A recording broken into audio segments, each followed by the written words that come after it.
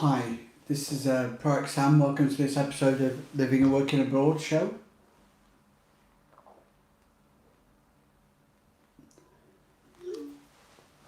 This week I'm having my usual technical difficulties trying to get myself coordinated, but what we want to do is discuss with you the details of the EU shorting residency stays for travellers and business living and working abroad in the EU.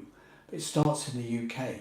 So before we go into that detail, we just want to preview that the UK budget today, we've done a little piece on that, anticipating what's coming up, but we'll follow that through for the implication for expats. Expats in the UK could be affected with a change to the non-domicile status, which allows an expat to only pay tax on income that or capital gains that are remitted into the UK or earned in the UK. So an expat in the UK with substantial dividends or business interests abroad can make considerable tax savings on that. If that non-dom status is changed, that could have a big impact on that, but it also affects inheritance tax.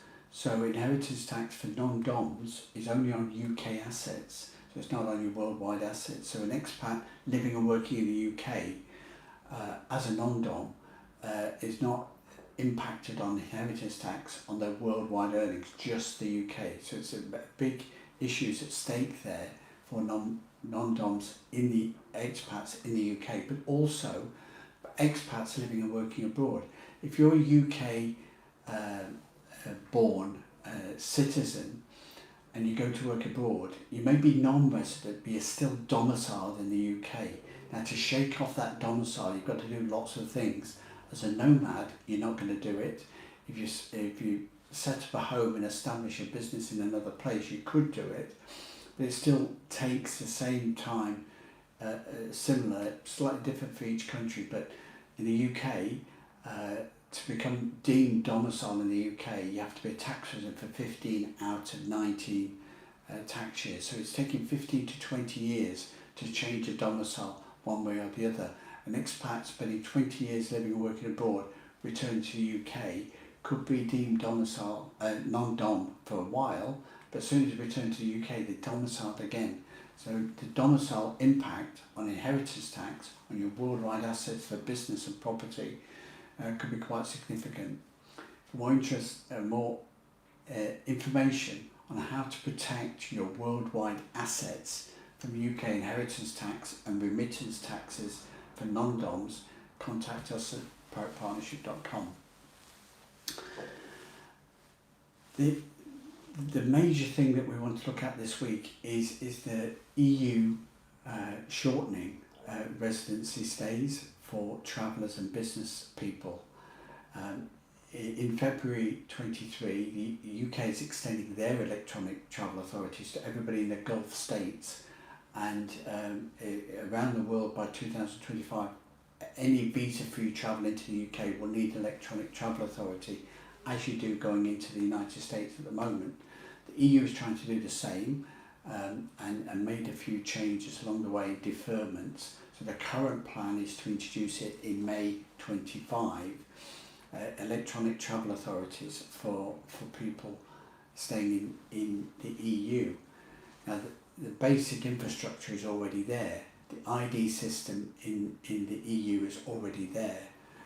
The border crossings, whether that be land, sea or air, are all checked with fingerprints, data recognition, facial recognition, and looking at your retina with your passports to check you when you cross that border. Your passport is linked to any electronic travel authority, but it's also got a SIM card in it that shows your picture and your core ID to the people crossing the border. So in the age of electronic sharing of information, the data is known when you're crossing that border and where you are, and that allows a tax authority to a country to say, as the EU will do, is that you can only spend 90 days in the EU in 180 days. So in any 6-month period, you can only spend 90 days in the EU. It can be multiple trips, but that's the maximum. The electronic travel authorities will monitor that because they won't allow you to have one unless you're under the 90 days during the current 6 months. So the electronic travel authority will police the 90 in 180 day rule for people that are travelling on business or work permits, and to stay beyond that, you either need the Schengen visa route, additional time, expense and bureaucracy, or you would need to have some form of resident permit for the place where you are. So if you're running an overseas property or you're running a business in the EU, that residence abroad would need to have a permanent address in that location for you to work from, to visit from, to enable you to get some sort of resident permit, ID for card for that country. So if you've got a resident permit or permanent residency permit, then you're absolved from the 90 180 day rules. You can have an annual visitor's visa to go as many times in and out of the country as you like, whether that be the UK or the EU. Different countries may have slightly different names. The EU tends to have the same name for it. UK would have their own special names. After 5 years, you could apply for permanent residency or indefinite leave to remain, as the UK would call it. Again, it's about proving that you've got a residence and established and you've stayed in the country sufficient time. If you can do all that, then you can get your resident permit and you're freed from the short stay rules, which will be enforced from the Electronic Travel Authority. Once you've got a permanent residency, you can also consider dual citizenship. Now, dual citizenship isn't for everybody. Some countries like Germany and Austria don't allow dual citizenship, but many countries in the EU do, including UK, Ireland, Cyprus, Spain and Portugal. So if you stay long enough and meet the criteria for citizenship in another country, then potentially you could get a second citizenship. Now the bizarre thing we've got in the UK, for example, is you've got a common travel area which pre-exists the EU, dates back to 1923. So the freedom of movement between Ireland and England anyway, irrespective of the EU, nothing to do with the EU. The freedom of movement to live and work abroad in either country for Irish in England, in the British in Ireland. Can't believe I said that. Ireland and Wales and Scotland are allowed into this equation, as are the Cornish.